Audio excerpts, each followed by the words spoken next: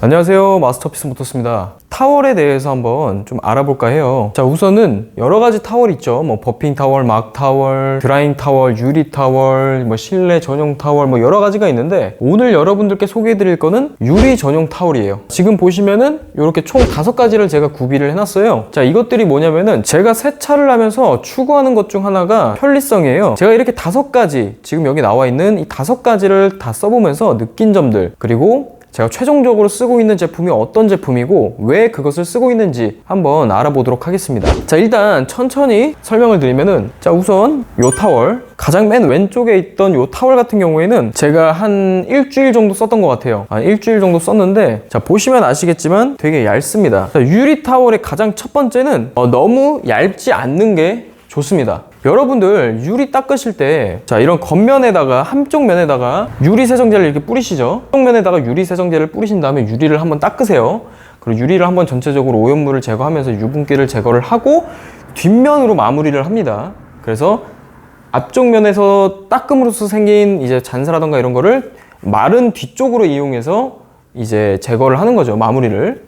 자, 그런데 이게 얇게 되면은 어떻게 돼요? 한쪽 면에다가 이제 유리 세정제를 막 뿌려가지고 닦는데 이제 뒤쪽 면으로 마무리를 하려고 보니까 뒤쪽 면도 젖어 있는 거죠. 그럼 결과적으로 앞쪽 면으로 닦은 거를 뒤쪽 면으로 마무리를 하지 못하겠죠. 자, 그런 현상들이 있을 수 있어서 웬만하면은 얇은 것보다는 두꺼운 것들을 좀 추천을 드리고 있습니다. 자, 근데 요거 같은 경우에는 일단 재질이 보시면 아시겠지만 올이 없는데, 뭐 닦으면서 먼지가 발생한다던가 이런 현상은 없습니다. 정전기 현상도 없고요, 당연히. 자, 다만 너무 얇다 보니까 금방 젖는다는 거, 제가 개인적으로는 좀 비추천 드려요. 이렇게 얇은 타월들은 좀 쓰기가 불편한 감이 없잖아 있습니다. 자, 그러면은 요 타월도 마찬가지예요. 자, 요 타월도 되게 얇아요. 그러다 보니까 아까 전에 말씀드렸던 것처럼 그런 현상들이 마찬가지로 발생을 하고, 그 다음에 이렇게 그냥 일반 면 소재로 돼 있는 것들은 뭐가 또 문제냐, 닦으면서 이게 흐물흐물 거릴 수가 있어요. 마찰력이 좀 약하다 보니까 닦으면서 약간 뻣뻣한 유리를 닦게 되면은 조금 이게 제대로 그립이 안 되는 경우가 많거든요. 그래서 이런 타월들도 개인적으로는 좀 비추천 드립니다. 심지어 먼지도 제대로 닦이지가 않아요. 자, 다음에 보여드릴 거는, 자, 세 번째 타월은 요건데요. 요것도 마찬가지로 면 소재로 돼 있고, 아까랑은 다르게 이렇게 올이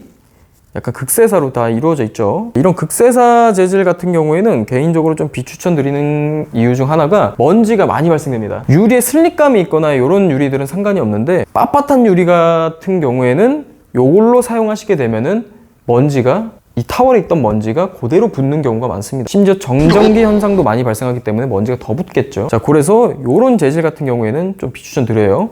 게다가 좀 흐물흐물거리다 보니까 아까 말씀드렸다시피 접지력도 별로 좋지는 않고요. 그래서 요런 타월들은, 다음, 자, 요런 타월도 마찬가지예요. 아까랑 동일하죠. 너무 얇죠. 일단 너무 얇다 보니까 흡수력이 좀 덜하고, 다만 장점이라고 한다면은 마찬가지로 먼지가 끼지 않는다는 거. 이런 이제 타월들은 쓰임이 또 다른 데 있어요. 예를 들어 가지고 유리도 유리인데 일반적으로 실내 하이그로시 같은 경우에도 이런 타월을 쓰기에는 매우 좋습니다. 유리 같은 경우에는 그냥 넓적하게 평면으로 돼 있기 때문에 이렇게 흐물흐물거리는 타월은 그립력이 약해서 좀 불편한 감이 있는데, 근데 일반적으로 하이그로시 같은 경우에는 좀 틈새라던가 이런 게 많다 보니까 이렇게 흐물흐물거리는 재질을 이용해서 닦아주시게 되면은 스크래치도 덜 발생할 거고 더 깔끔하게 클리닝이 되겠죠. 자, 실제로 저 같은 경우에는 이 타월, 유리 전용 타월과 하이그로시, 실내 하이그로시 전용 타월을 2가지를 들고 실내 청소를 하고 있어요.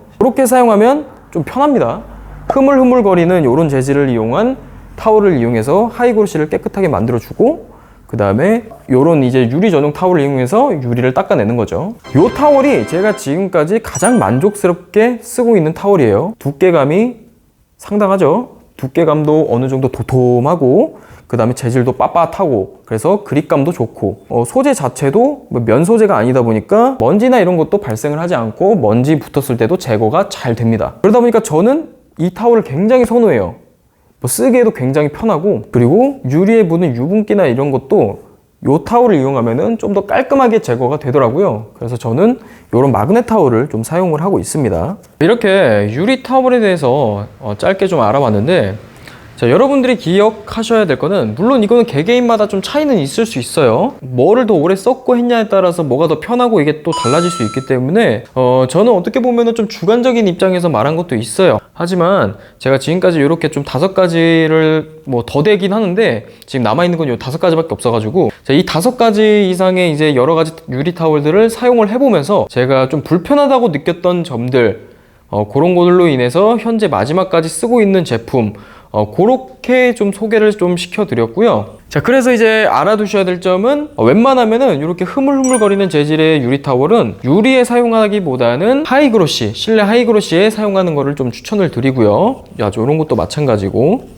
이런 것도 유리 전용 타월로 쓰실 거면은 약간 두께감이 있고 재질 또한 먼지가 안 붙는 요런 재질의 타월을 쓰시는 거를 추천드리겠습니다. 자, 요런 거 같은 경우에도 두께감은 있지만 재질이 아마 이제 극세사다 보니까 먼지가 좀 많이 붙어요. 자, 요거의 단점이라고 하면 딱 한 가지가 있어요. 이게 아무래도 좀 빳빳하다 보니까 구석이라던가 창문의 모서리 부분에 이제 작업하기가 조금은 이제 제한되는 게 있는데, 그런 부분은 손가락을 좀 넣어가지고 닦아주시면 되니까 크게 뭐 불편한 점은 없어요.